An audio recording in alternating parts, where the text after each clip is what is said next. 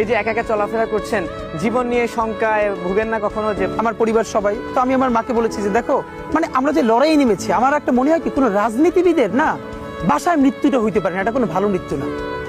যিনি রাজনীতি করেন, যিনি লড়াই করেন, যিনি বিপ্লবী, যিনি সংগ্রামী, তার মৃত্যুটা হবে একটা সংগ্রামের মধ্য দিয়ে, একটা রাজপথে, একটা গ্লোরির মৃত্যু।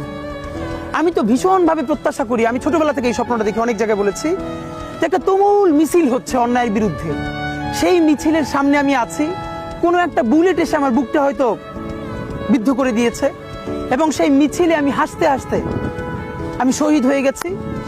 এবং সবাই যখন মৃত্যুটাকে ভীষণ ভয় পায়, আমি তখন হাসতে হাসতে আল্লাহর কাছে ভীষণ সন্তুষ্টি নিয়ে পৌঁছতে চাই যে আমি একটা ন্যূনতম ওই জীবনটা লিড করতে পারলাম, যে আমি একটা ইনসাফের হাসি নিয়ে আমি আমার আল্লাহর কাছে পৌঁছতে চাই।